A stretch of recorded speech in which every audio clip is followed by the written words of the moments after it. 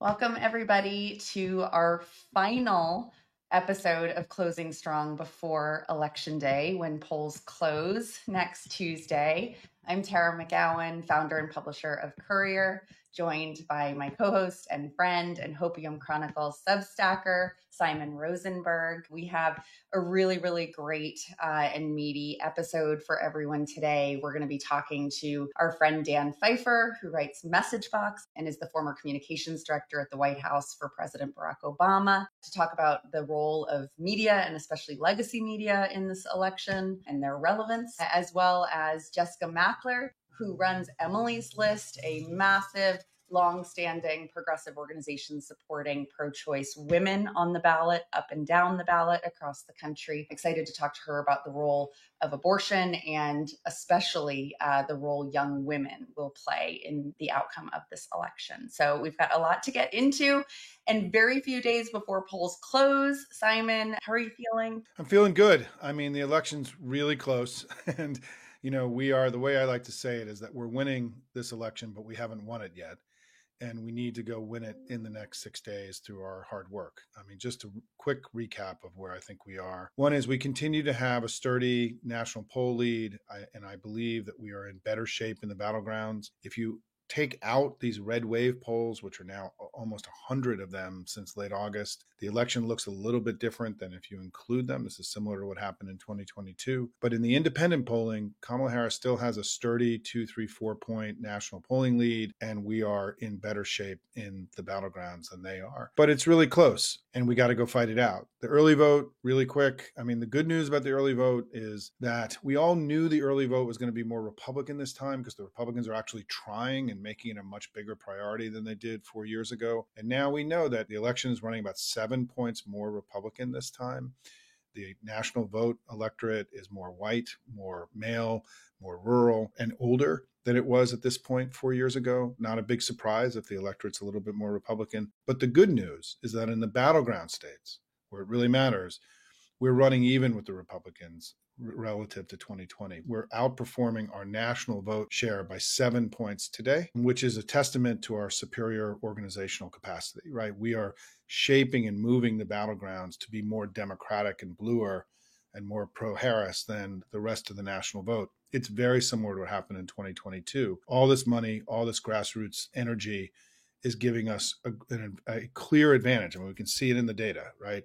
That we are outperforming expectations. Where we're doing really well is in Michigan, Nebraska, 2, Wisconsin, and in Georgia. And we're catching up in Nevada, North Carolina, and Arizona. They got a little bit of a strong start. And then in Pennsylvania, it just looks like many people are not going to vote early. They're going to vote on election day. Pennsylvania is going to be a little bit of an old-fashioned election day election. But finally, what's important, I think, also about the early vote is that there's a lot of evidence now that some of that Republican surge in the Sun Belt in the first couple of days were Republicans voting for Harris and not voting for Trump. That the energized, the Olivia Troy voter, right, came out aggressively. You would expect if you're going to break from Trump and you've made your decision, you're going to be motivated and you go out and vote early. And so I think we should feel good about where we are. Right now, the electorate is about 2 points more Democratic. The polling, however, is plus 20, plus 25 Democratic. So we're outperforming, the electorate, meaning that there's pretty clear evidence that there's been significant Republican crossover voting for Harris already. I mean, it just is sort of the thing that makes the most sense when you look at the data. But it's really close, Tara,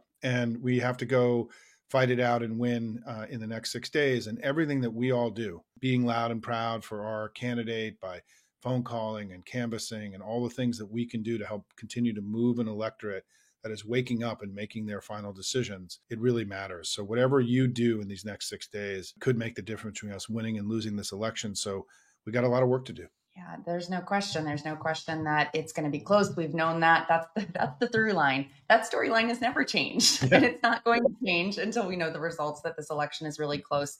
But you bring all of the numbers and the polling, which I appreciate. I don't ride the polar coaster. That's my job. Independent of any polling numbers, my vibes last week were much dimmer. I'm aware. I think everyone who watched the episode last week was aware. I heard from friends, and my coach even was like, "Ooh, it really spooked me." And yet today my vibes are actually really, really, really good.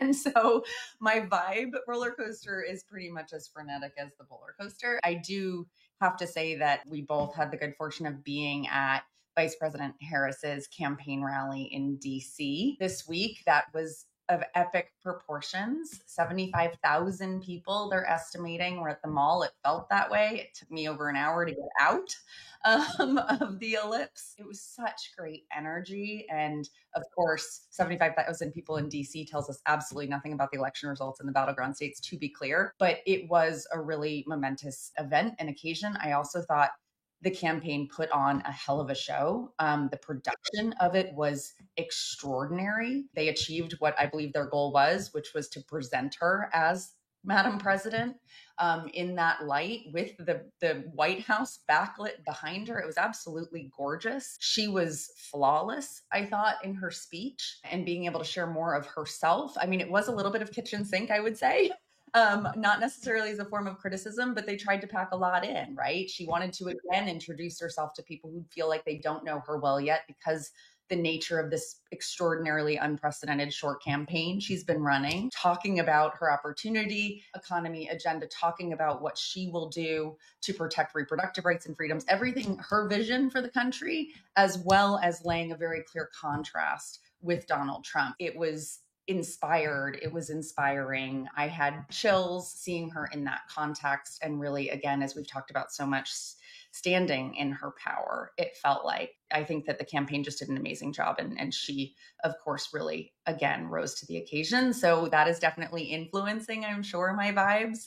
I was also at the rally in Houston with Beyonce. So it's hard for me to feel as worried as I was before, being surrounded by especially so many women with emotional tears and just all of the feelings. Like in both rallies, more than anything else, I felt surrounded by a lot of women, and we know women are going to be decisive in this election as they have been the past number of ones. So I'm gonna carry these vibes as long as I can to help channel this anxiety. But in addition to doing everything that we can, I actually was with one of my girlfriends here in Rhode Island a few nights ago, filling out the last of the letters that she had signed up. She'd signed up to send 200 letters and was down to the wire. So I was writing letters to voters in Arizona and Nevada with her 2 nights ago to get them postmarked in time to get them to their houses. So again, there's just so many things. Now it goes to texting and calling and knocking on doors. And I think the thing you're saying about the spectacle, as I call it, the production values of this campaign and the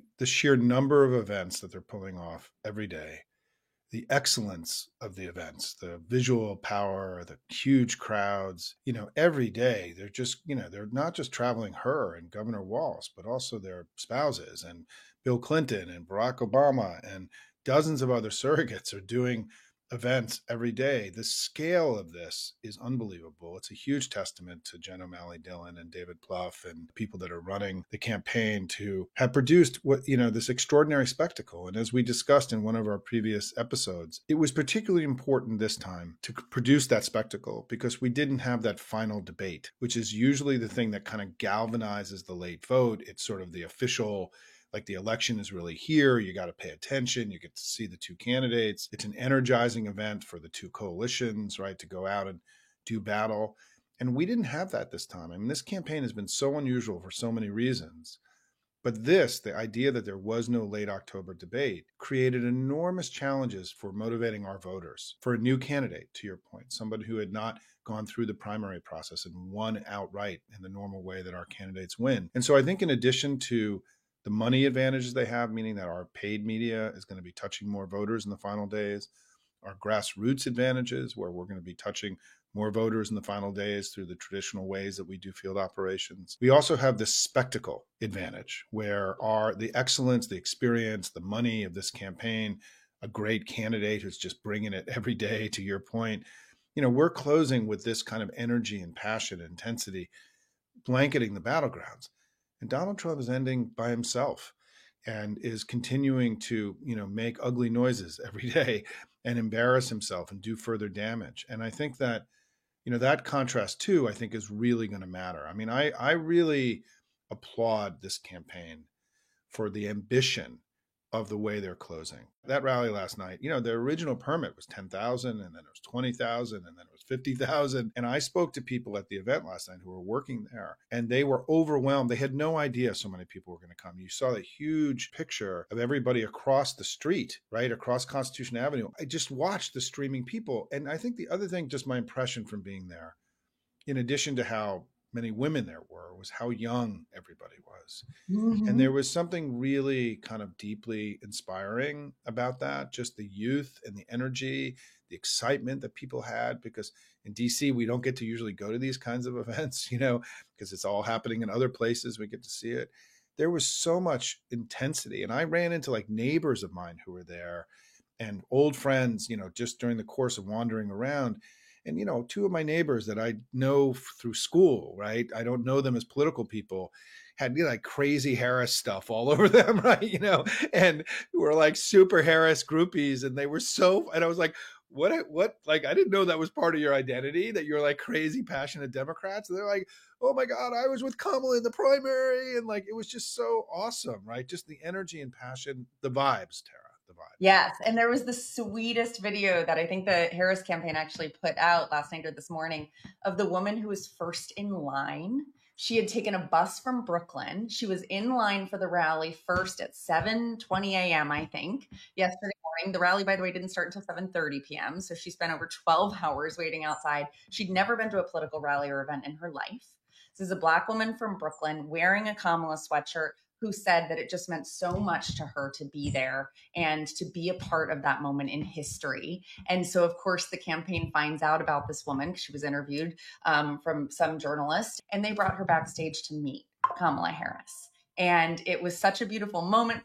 The vice president got on the phone with her mother. It was really beautiful. And I feel like that is the energy. We are back in a historic moment. And because you use the word spectacle, which I think is a really important and the right word, appropriate word, we have to talk about the spectacle of Trump's rally and the contrast of that at Madison Square Garden, because the Trump campaign did also put together quite a spectacle for their closing argument and message to the American people. And the contrast could not be more stark. And I just want to say one thing, which is, because we've talked about the women and the young people, et cetera, the contrast in the diversity. There were people of all races, gender, identity, backgrounds, walks of life on the mall yesterday. It really was representation of America. And that is not what it looked like in Madison Square Garden for Trump's rally. Right? Visually, just in terms of his supporter base. And then, of course, the remarks that made the most news out of that were from the comedian who gave remarks on stage and made really hateful, divisive remarks about the people of Puerto Rico in particular. But would love to kind of hear your thoughts on how that played out. Yeah, no, that spectacle and that rally was a confirmation of the danger that they represent to all of us, because there's no olive branch. There's no attempt to win over recalcitrant Republicans. There's just raw, fire-breathing, ugly, fascistic MAGA in your face. This is who we are. Fuck you all. Did they want to recreate a Nazi rally? Look, Trump has accepted the idea that he is now a fascist. Like, he's okay with it. They're all okay with it. He derives power from it, I think. Yeah, right? He derives power. It's the intimidation. It's the fear. I'm winning the election. I'm going to win. Get in line, right? We're going to do all this. Right. You won't have to vote again. Right. Because it's also deeply contemptuous of democracy, right? That they're not trying to build a broad coalition. They're not trying to reach out and get to 51%.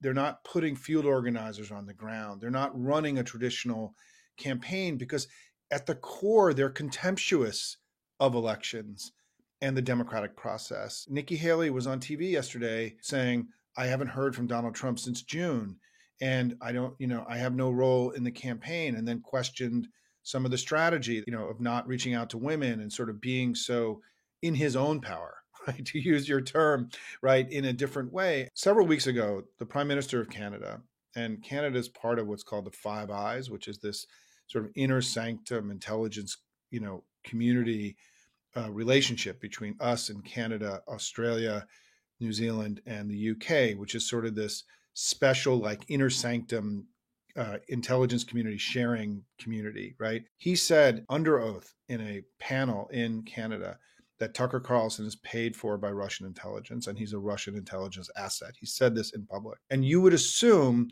that the Trump campaign would run away from somebody who has been identified as being paid for by Vladimir Putin.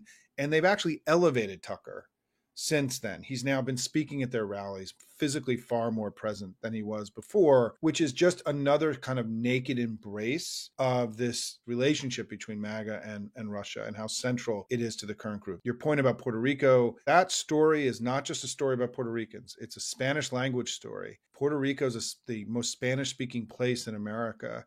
And that story is dominating Spanish language media now. The contempt that the Republican Party showed for Latinos, it's not just going to impact Puerto Rican voters. It's dominating Spanish language media right now, as it should, by the way. Also, not even just Puerto Rican voters alone. The fastest growing population of Puerto Ricans is in Pennsylvania. It's in Pennsylvania, and there are meaningful populations in all the battleground states. But there's also there's large numbers of Spanish speakers in Arizona and in Nevada, right? And who are not Puerto Rican, but who are listening to media of Republicans denigrating Spanish speaking people, right? My final sort of takeaway from all this is that I do think the vice president did a phenomenal job last night in that balancing between the optimism and hope and also the clear warning of the danger that Trump represents, which he made it easier. And let's just be very clear. The central driving force of our politics since 2018 in each election has been fear and opposition to MAGA.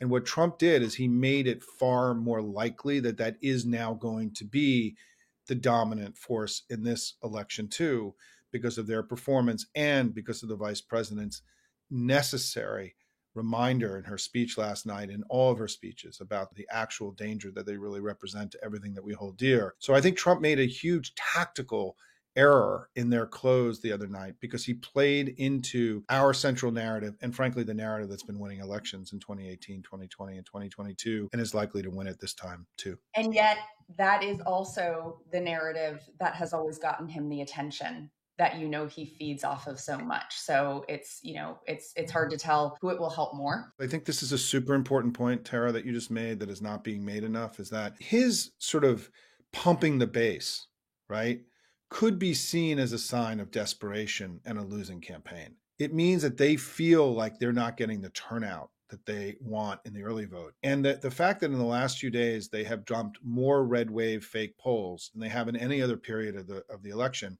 is a sign that they don't think they're winning if they have to shape the narrative to make it look like they're winning. In the Joe Rogan interview, which we didn't get to talk about, there's a great clip of Donald Trump admitting that many of the polls that are showing him ahead are fake. You only cheat if you're losing. And I think my takeaway from that event is just like we're creating this spectacle to help drive our vote at the end because of the lack of a debate, they are struggling to have the kind of turnout and connection because we have a financial advantage with more ads. We've got superior ground operation. So what do they got? They got Trump pumping this Wizard of Oz message out there. But in doing so, he's also, I think, playing into our ability to peel off Republicans, the Olivia Troy voters. And so what you just said is very important, Tara, right, for understanding this close, because I think it's actually a sign of a losing campaign and not a winning one, in my view. Yeah. And last point on that is I don't pretend to get into his sick mind, though I have been examining it for 9 years now. But I think he probably sees it as a win-win to both rally his base for turnout and also to be able to rally them to fight the election results and contest them should he not win. So anyhow, we have a lot to get to and a lot more to talk about. So let's get into it. Now we're going to be joined by my friend, Dan Pfeiffer, who is writer of MessageBox, a Substack you should all be reading if you are not already. I read it religiously. It gives such great guidance for messaging and how to also just talk to the people in your life about politics in this election in particular. It's super invaluable. But Dan was also a communications director for President Obama in the White House. And you may know him very well from Pod Save America and Crooked Media. and the list goes on. He also wrote a fantastic book about the need for pro-democracy media like Crooked and Courier. Dan, so stoked to have you on because we actually both have been so busy. We haven't caught up in a while. I know it's been a long time. It's been a very long time. So I'm excited to be here. Thank you so much for making time so few days out. So I want to get into it because I feel like every single week on the show and in your message box, we are both talking about the same thing ad nauseum, and that is the state of the media and legacy media in particular. A lot has gone on in this past week, right? With both the LA Times and the Washington Post transparently and crassly pulling endorsements for the first time for president and the backlash of that, right? I think I read the updated numbers this morning in some Substack that they're estimating the Washington Post has now lost over 250,000 paying subscribers, which is they estimated around $10 million in annual revenue or more, which is a massive hit to a company that was already very much in the red under Bezos' rule. I actually wrote an op-ed that just published this morning on this on Courier about really the feigning relevance, in my opinion, of legacy media, not just in elections, but just in general. It's something we talk about a lot. And I just kind of want to hear your perspective. Were you surprised about the endorsement decisions? Do you feel like this is one of the final nails in the coffin for these publishers? Would love to hear your take. Yeah. So I have sort of two discordant thoughts in my head. One is there is not a single voter in America who's going to be persuaded by a Washington Post editorial or Washington Post endorsement in a presidential race. I think in a local race, newspaper editorials, particularly in states with lots of ballot initiatives, can be influential. One of the things I'll do when I fill out my ballot tomorrow is I'm going to go pull up San Francisco Chronicle and others out here to look how they've talked about some of the ballot issues out here. I mean, this is not even a new thing. In 2008, I argued vociferously that President Obama should not meet with the Washington Post editorial board, that it would be a waste of his time. And it succeeded in that, actually. I remember that, actually. Yeah, people were very, very mad about it at the time.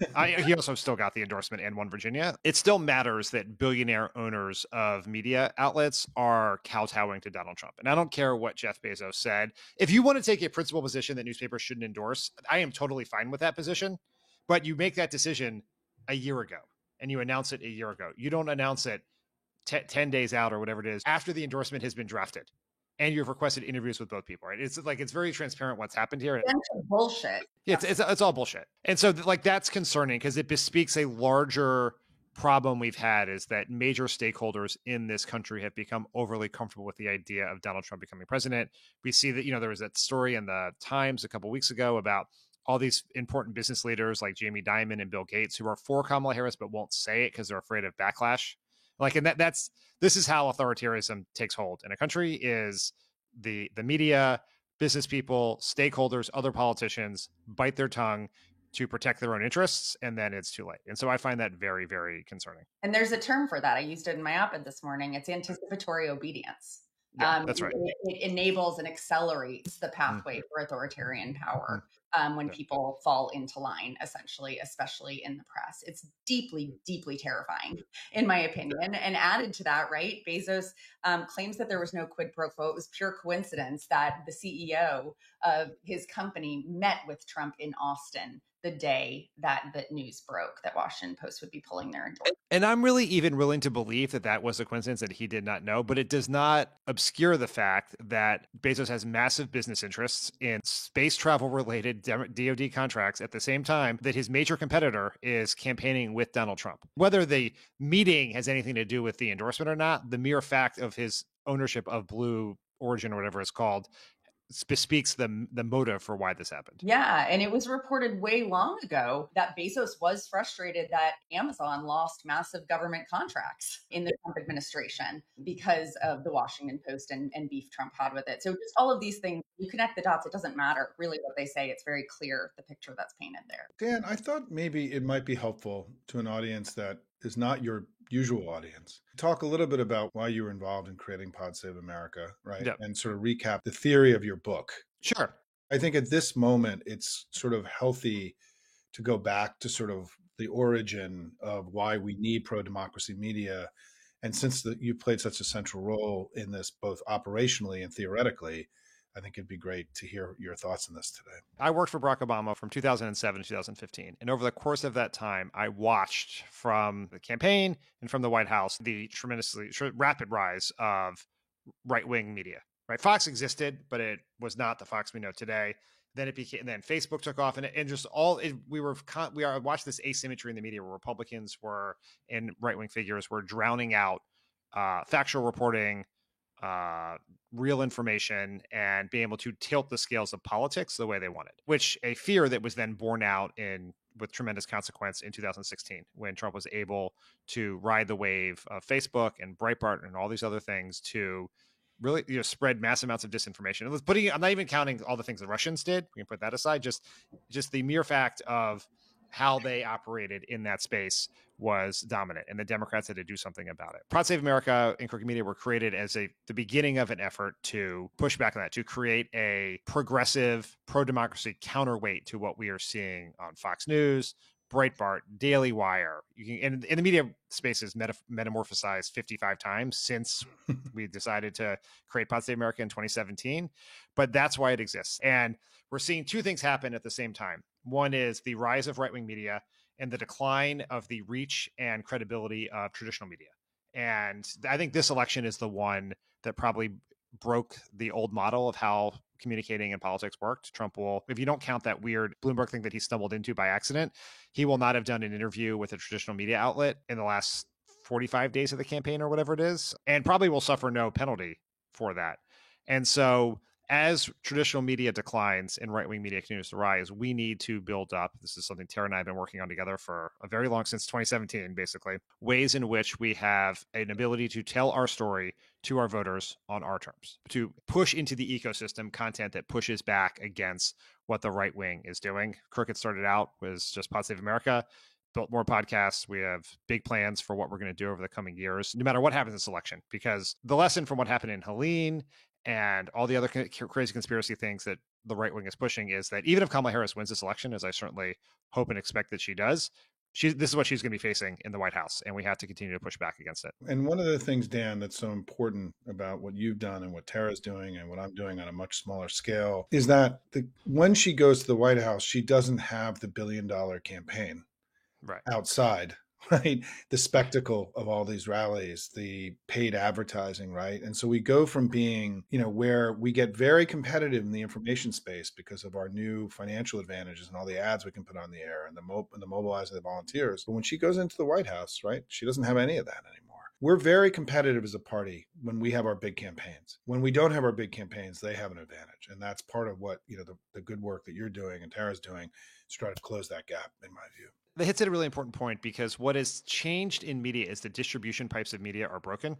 And so that most of what all of us are doing all the time when we're watching like CNN or MSNBC or reading the New York Times is we're just participating in a conversation with the same group of people who've already decided who they're going to vote for. And it's the other voters who used to get political information osmotically, right? Either through picking up the newspaper to see what the baseball scores were, turning on the TV to see what the weather was, or for a long time, opening up Facebook to check on their friends' kids and getting news. No, that doesn't happen anymore. And so the real chasm in politics now is less right versus left, but politically engaged versus not politically engaged. And reaching those non-politically engaged voters from the White House without digital and television ads is almost impossible, absent like a massive effort on our part. And that's what we want to be a part of.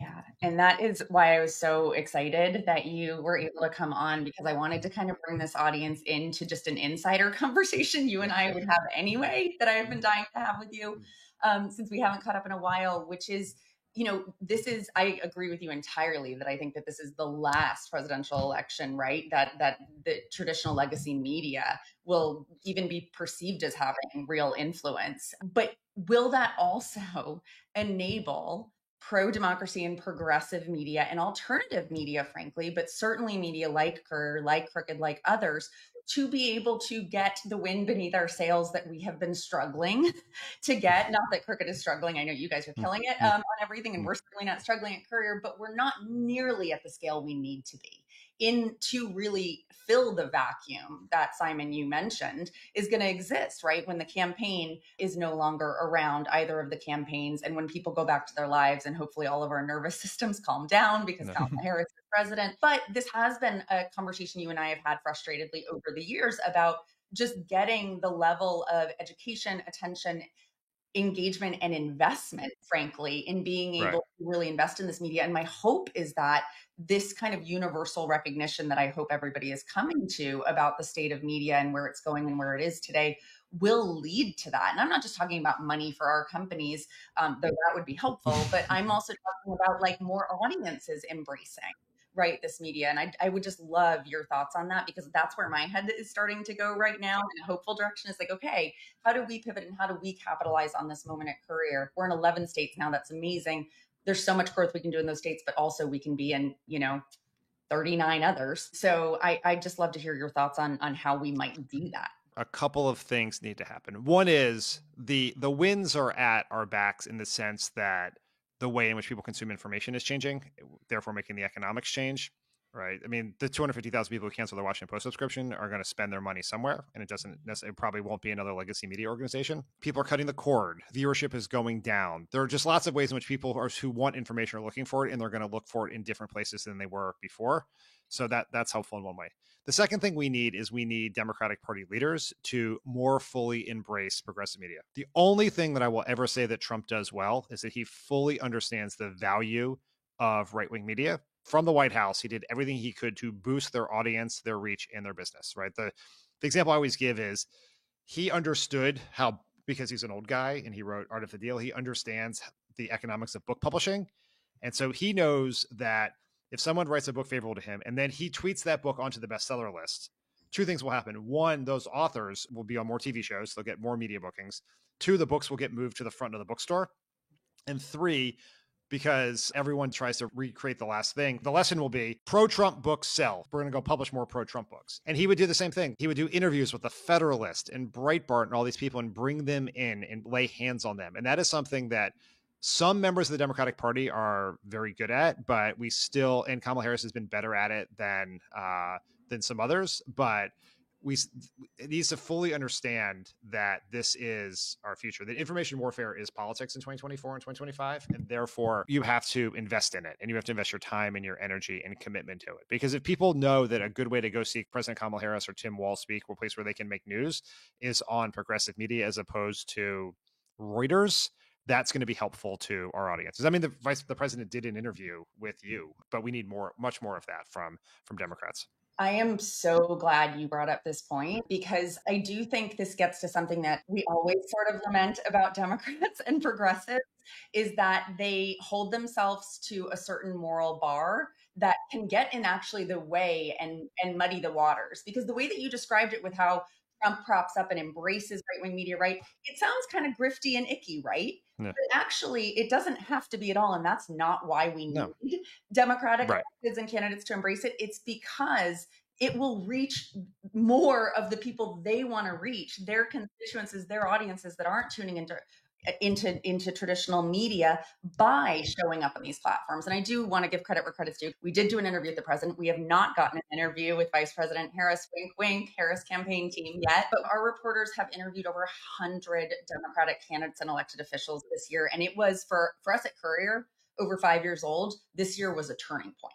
An absolute turning point in terms of people not only saying yes to the interviews from our reporters, because they've really established themselves in their states and in their state press corps, essentially, but also them coming to us. And even, campaigns like Colin Allred's in Texas, where we just have a nascent newsroom there that just got off the ground, but because of our national account. And so I do think we're turning that corner, but your point is so important, because I do think some people kind of are like, oh, it feels like icky, like we're doing a favor or something. It's like you're doing a favor to yourself by embracing progressive media and helping us build this infrastructure that's only going to help you deliver your message in authentic ways. And when the calendar turns to the odd year, we need people to continue that commitment. Because I'll tell you what, in 2019 and early 2020 at Pod Save America, we were beating back Democratic presidential primary candidates to do interviews, right? During the midterms, and we love doing this, is candidates want to come on all the time because it's a great way to expose yourself to raise money, expose yourself to activists, raise attention for your race. But then when it comes time to talk about the John Lewis Voting Rights Act or something like that, we want them to have that same enthusiasm to come on.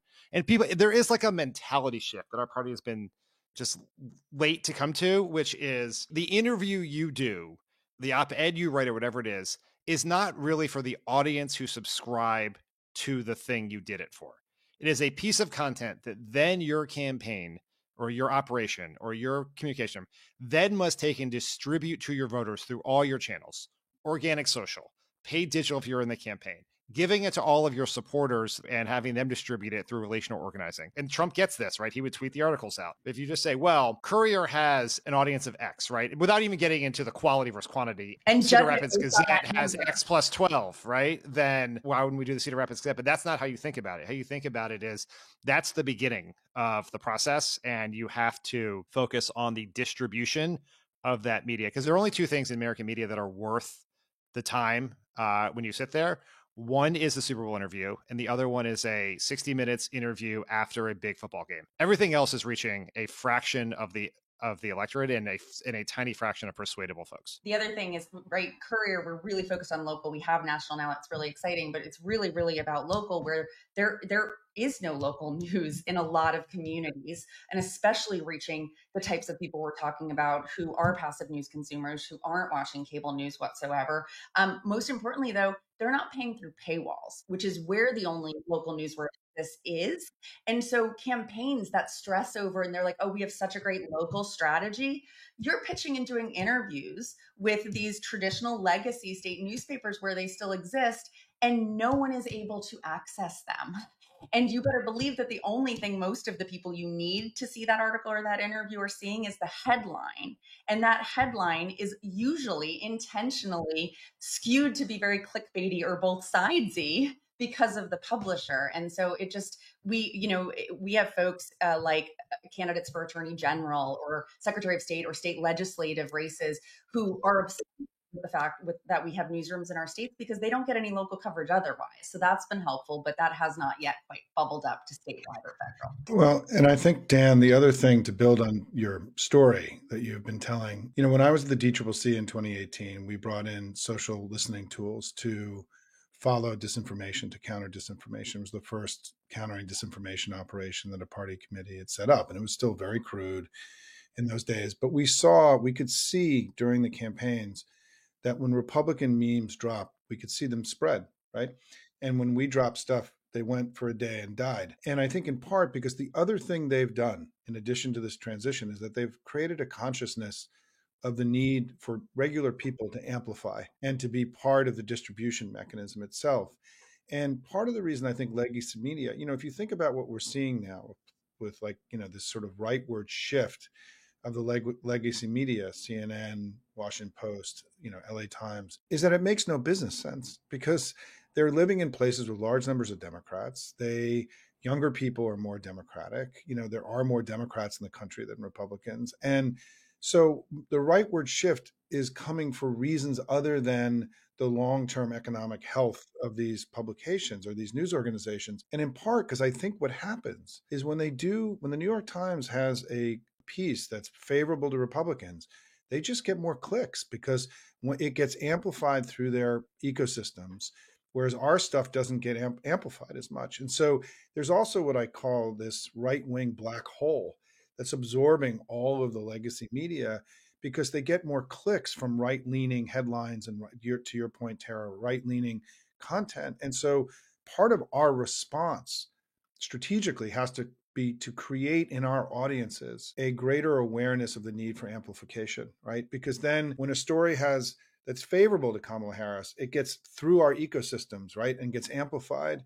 And they say, hey, we can make money by, writing stuff favorable to Kamala Harris, right? And not just on the other side. And so I do think the other piece we have to create, in addition to all that you're describing, is a greater awareness of people's role in the information war itself, right? To be information warriors for our democracy, to understand that they are critical actors, and that it's the full transition of the Democratic Party from broadcast age thinking, which is couch potato, top down, to understanding that in this media age, amplification and citizen amplification is so important to everything that we're going to do because it supercharges the process that you've been describing earlier. Yeah, that's very smart. I don't know if anyone in our movement actually beats that drum more than the three of us right here. I know. Yeah. I know. Both of your subsections, we are all talking. Sorry, Dan, please. No, I say that's exactly right. And the other just piece of that, in addition to amplification, I think is the most important, is we do have to help people understand that patronizing progressive media is a way to support the Democratic Party and support progressive causes, right? And that can be money, right? To be like to do the subscription tier at Crooked Media. It could be to subscribe to our Substacks, but it could also be as simple as following YouTube pages, right? Becoming a YouTube subscriber and helping people understand that the more subscribers you have, the more likely it is that the YouTube algorithm will show your video to people. And so following, when we have to help people understand that is a part of the process as much as giving $10 a month to the Wisconsin Democratic Party. As important as that is, but it's all of a piece. And telling your like if you share a Courier post on Instagram stories, which I hope everybody listening does, to say you don't follow Courier, right? That actually makes an enormous difference, is actually getting people in your life to engage with and support this media. It's so important. I can't have you on without bringing you into the conversation Simon and I were having earlier. Given this big week, we were talking about the contrasting spectacles of the Harris campaign and the Trump campaign in general, but especially this week with his rally at Madison Square Garden, reminiscent of a Nazi rally there many years ago, and then Harris's in the Ellipse in DC, where Trump gave his speech on January 6th before his supporters stormed the Capitol. I would love just your quick take on those contrasting sort of visuals and spectacles and how that plays out in the online decentralized media we've been talking about. Look, you always want to end the campaign on a high note. You want to end on offense. And Trump has spent the last 3 days now on defense, right? It's a bit of fortuitous timing that on Sunday morning, Kamala Harris was in a Puerto Rican heavy neighborhood in Philadelphia laying out her economic plan for Puerto Rico. Trump has this rally, person makes this joke, and then he is scheduled to go to Allentown 2 days later, a town in Pennsylvania with a large Puerto Rican population, which then rains on his coverage. We can talk how many persuadable voters will actually hear this. I think it's probably more than a lot of reporters assume, but what matters almost as much is the opportunity cost of taking 3 of the last 8 days of the campaign and spending them on defense. And I thought the event that the vice president had last night was phenomenal. It looked good. The message was good. The 75,000 people was this, you want a bandwagon effect here at the end. You want people to feel like this is a campaign that is getting momentum. It's one you should jump on. Most impressive and most important, particularly with people's image of the Trump rally in their mind, is that she laid out in her greatest detail yet what her new way forward looks like, what turning the page on Trump looks like. She's done the policy, right? We're going to protect and expand the ACA. We're going to build 3 million homes. So we're going to do the tax credit for first time. All of that is true.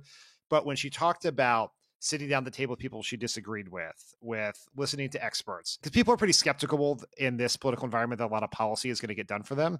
Like they're pretty worried about things being taken away from them, like the Affordable Care Act or obviously reproductive freedom. We know what 4 more years of Trump looks like because we lived through it. It was a question what 4 years of Kamala Harris looks like. And she painted that in a way that I thought was a very good contrast to sort of the bombast and the narcissism and the hate and the division that came out of that rally. Oh, it's such a good point. And it did. She spoke directly to the people who she needs to right now, who are exhausted and cynical about the divisive politics in this country, and said, I'm going to be a president for all of you, and not just in a cliche way, but like I'm going to actually bring people into my administration that have differing viewpoints. I love a robust debate, and also connecting the dots to that, where the people who disagree with me are not my enemy. Like this vengeful candidate I'm up against. Oh, I thought it was just really masterclass. Well, and can I just say, we know from polling that independents, part of the reason people are independent is they don't like either party and they don't like the fighting, and they don't like the sense that Washington is perpetual warfare and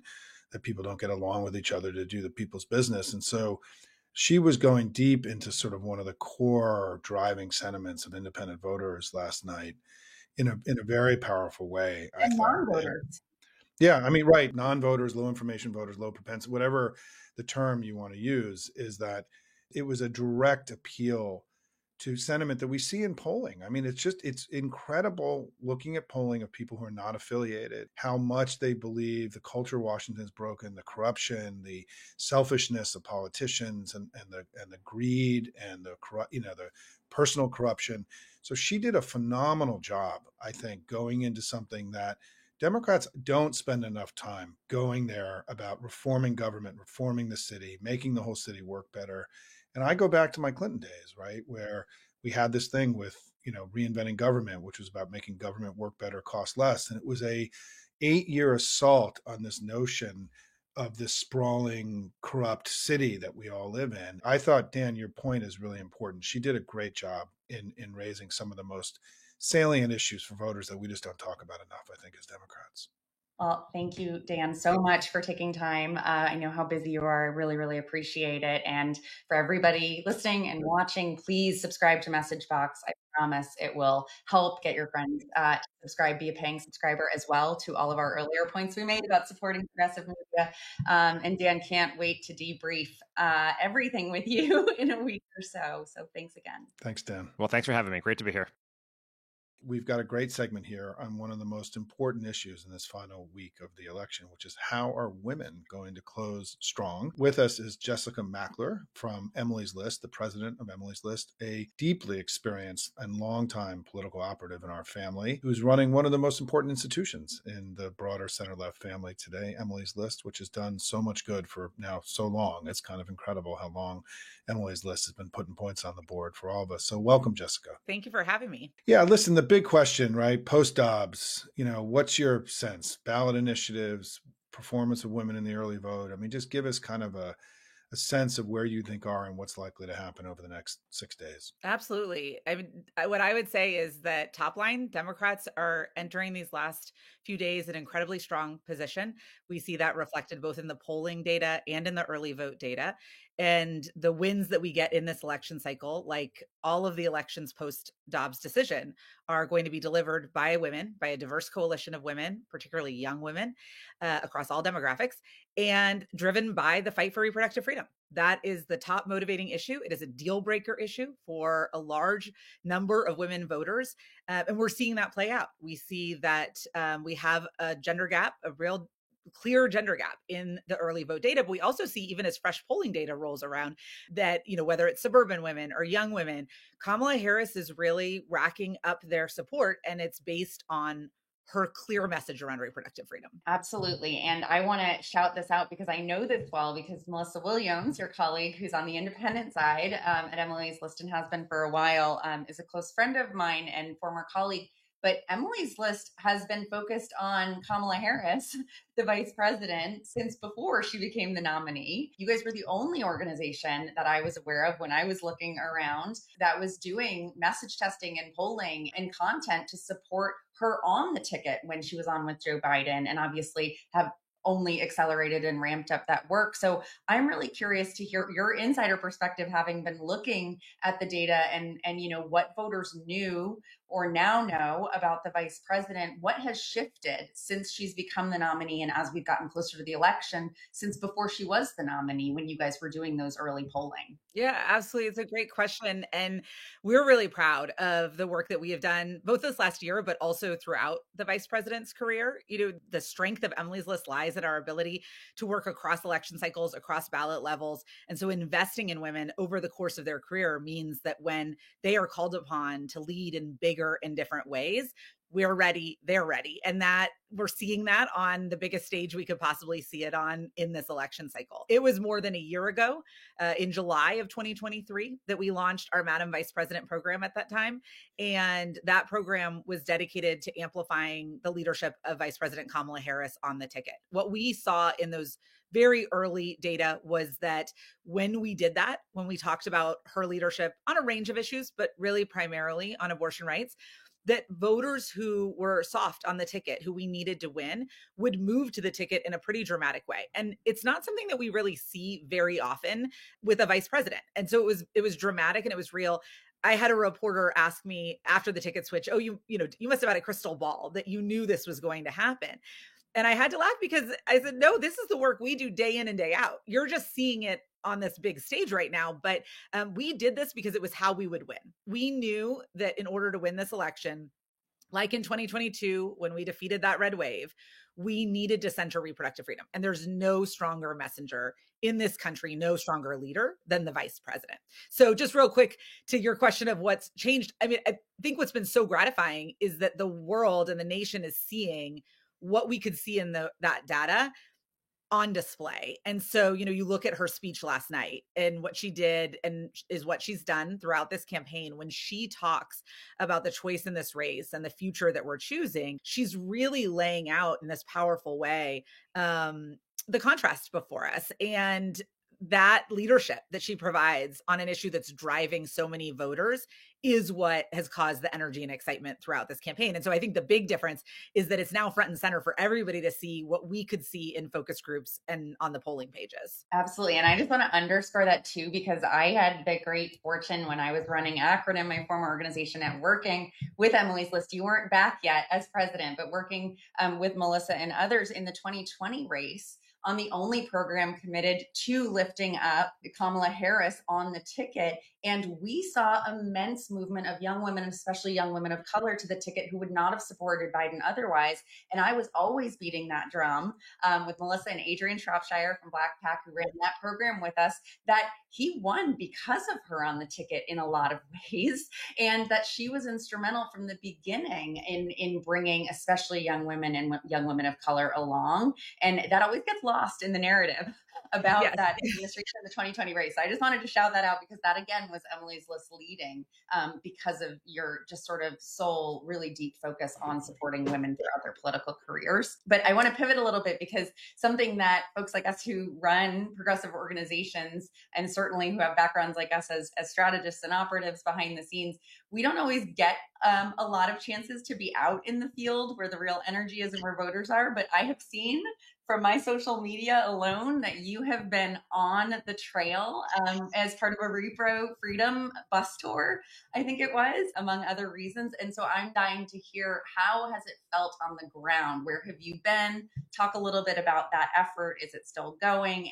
And really, what did you experience in, a qualitative, anecdotal way, actually talking to people in these states that are going to determine the outcome? Absolutely. And you're right. I have been, I think, in 6 states over the course of the last few weeks, sometimes on the ground for mere hours, but it's been really exciting. And I would say that, while vibes in DC certainly get anxious at this time of year, the vibes on the ground are energetic. I mean, people are excited.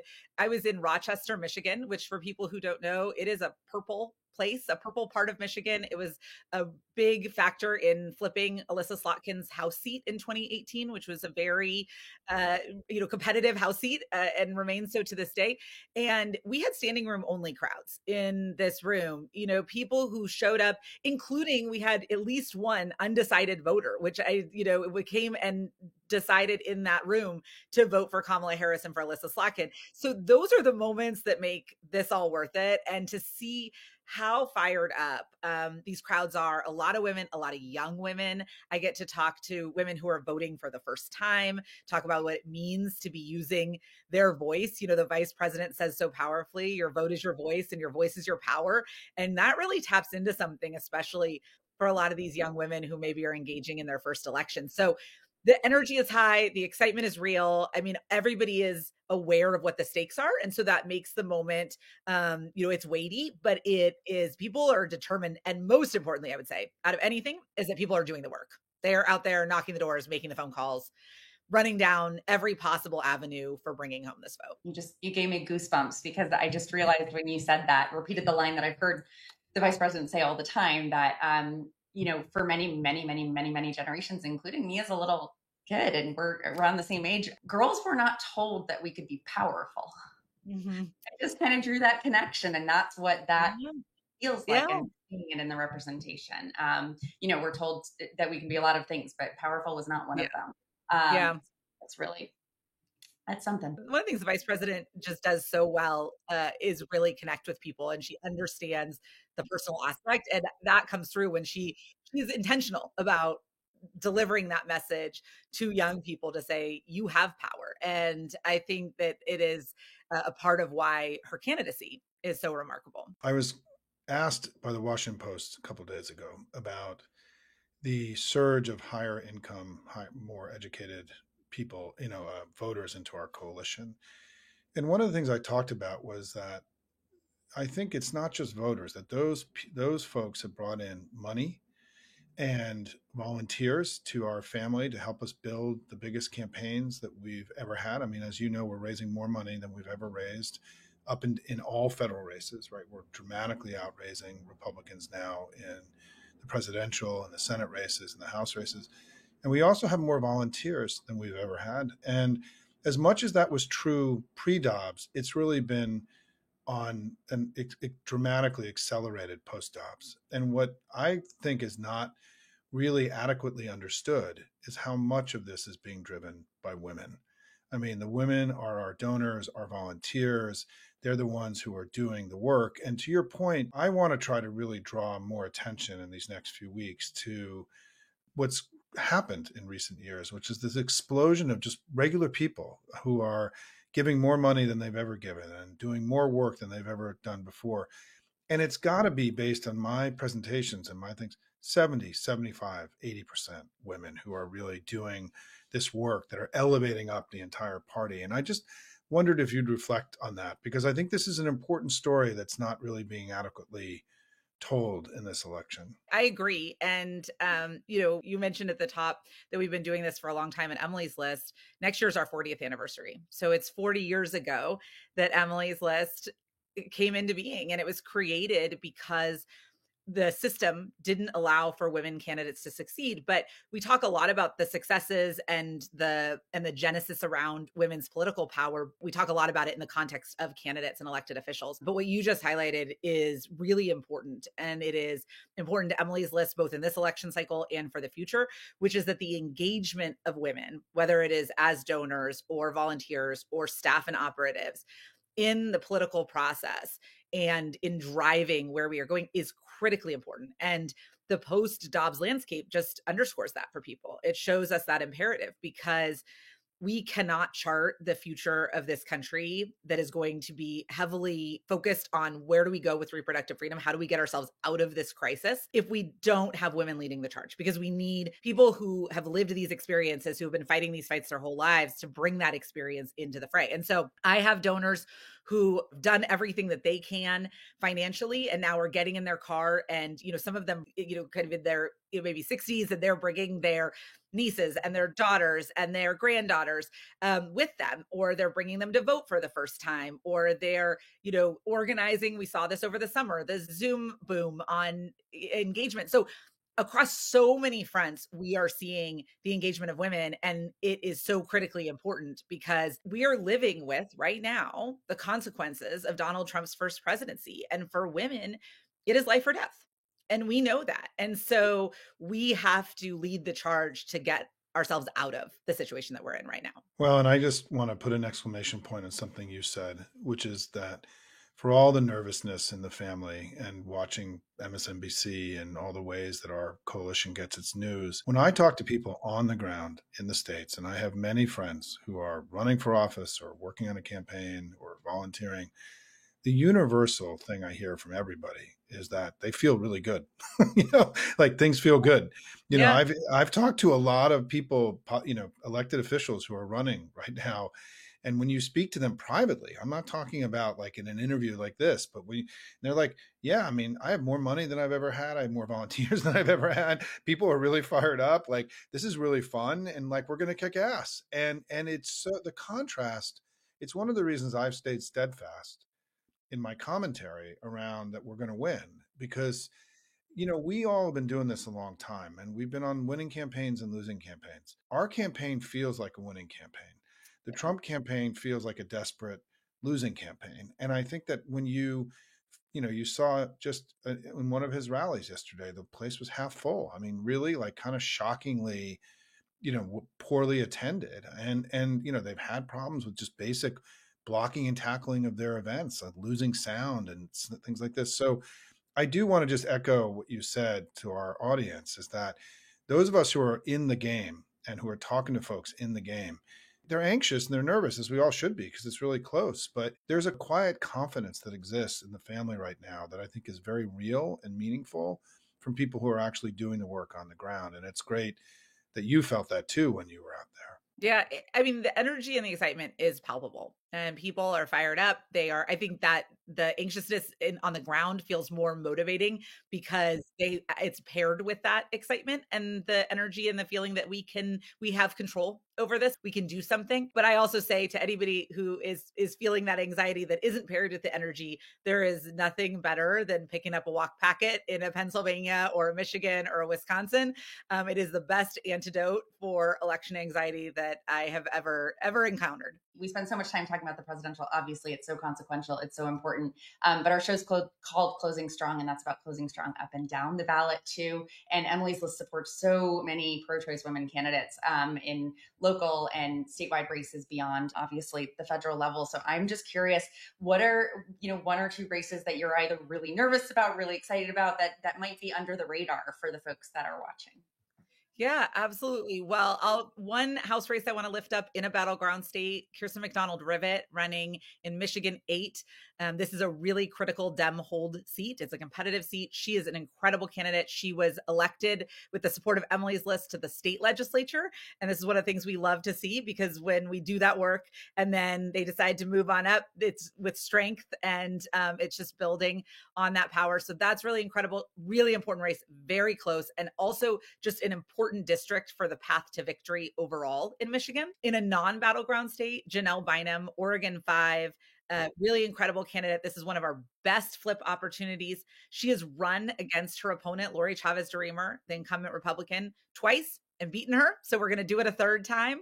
And she's a really incredible candidate. So those are two House candidates. I think continued attention on Wisconsin and Tammy Baldwin is going to be important in these final days. That is a real battleground state. It has tightened.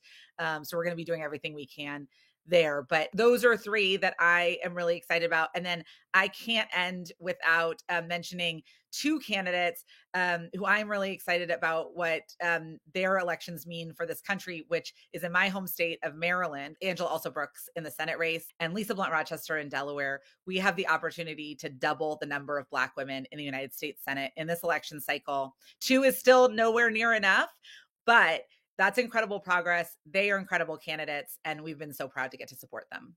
Amazing. I hope everybody follows those campaigns, those races, supports them, supports Emily's List. Thank you, Jess, so much for taking time in your very, very, very busy schedule. You have such important work that you're doing. We're so grateful, and it's so good to see you. Bring it home. Will do. Thanks for having me.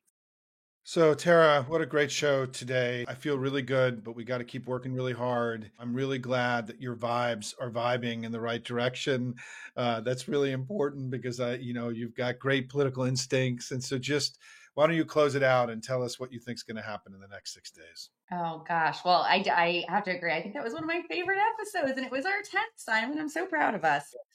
We're closing this series strong, but we are going to come back, of course, and debrief the election results with everybody next week, whatever results we have. But I feel good. I feel the energy. I love talking to folks like Jess who've been on the ground and are feeling that energy too. And we need it, right? This all stems from your whole ethos too, Simon. It's worry less, do more. And it's about having the hope, because hope is such a powerful force. So I hope that we injected some hope into everybody watching this week, and that everybody does every single thing they can. Talk to everyone you know, go through your LinkedIns and find people who live in the battleground states, go through your social media and do that, go through your contact list. I'm not kidding. You have no idea the impact that it can have. Somebody getting a text message from you, even if they haven't heard from you in a few years, but they live in Wisconsin. Do you have a plan to vote? Have you voted yet? It makes a difference. I know that this community is already doing so much, but do it all in this last few days, so we close strong. And we will see everybody after Election Day to talk about what we learned, what we saw, and hopefully celebrate quite a bit. So thank you, Simon, for being on this journey with me. Yeah, no, it's been, Tara, it's been a lot of fun. And the key here is that, hey, everybody, we just got to close strong together and win this thing together. I feel really good, but I think the work that we've all done, which has been so meaningful, important, most important work we will do for this whole election cycle, is what we're going to do in these next 6 days, because we have to just keep pushing together this election towards us. Thanks all. Good luck. And Tara, it's been a lot of fun. Get out the vote.